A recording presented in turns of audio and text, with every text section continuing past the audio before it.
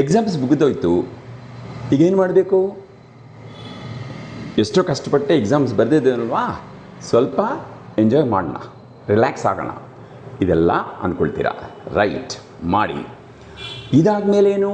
ರಿಸಲ್ಟ್ಗೋಸ್ಕರ ಕಾಯ್ತಾ ಕೂತ್ಕೊಳ್ಳೋದಾ? ರಿಸಲ್ಟ್ ಬಂದೇ ಬರುತ್ತೆ. ಓಕೆ, ಅದಕ್ಕೋಸ್ಕರ ಕಾಯ್ತಾ ಕೂತಿದ್ರೆ ನಿಮ್ಮ ರಿಸಲ್ಟ್ ಚೇಂಜ್ ಆಗೋದಾ? ಇಲ್ಲ. ಅದಕ್ಕೆ ಕೆಲವರು ಜಾಣರು ಏನು ಮಾಡಿದ್ರಂದರೆ, ಅವರು ಬೇಗ ಬೇಗ ಇದೆಲ್ಲ ಎಂಜಾಯ್ ಮಾಡೋದಿದೆಲ್ಲ ಮಾಡಿಬಿಟ್ಟು ಬಿ ಎಸ್ಸಲ್ಲಿ ಸೇರ್ಕೊಳ್ಳೋಕ್ಕೆ ಏನೇನು ಮಾಡಬೇಕೋ ಎಲ್ಲ ಪೂರ್ತಿ ಮಾಡಿಬಿಟ್ಟು ಜೂನಲ್ಲೇ ಜಾಯಿನ್ ಮಾಡಿಬಿಟ್ರು. ಜಾಯಿನ್ ಮಾಡಿ ಅವರು ಜಾನ್ಯುವರಿಗೆ ಎಲ್ಲ ಮುಗಿದೋಗತ್ತೆ. ಅಂದರೆ ಜಾನ್ಯುವರಿ ಎಂಡಿಂಗ್ಗೆ, ಫೆಬ್ರವರಿನಲ್ಲಿ ಪ್ಲೇಸ್ಮೆಂಟ್.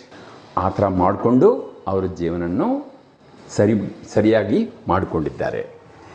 ಇದು ಜಾಣರಾಗಿದ್ದು ನಿಮ್ಮ ಸೀನಿಯರ್ಸ್ ಮಾಡಿದ್ದು.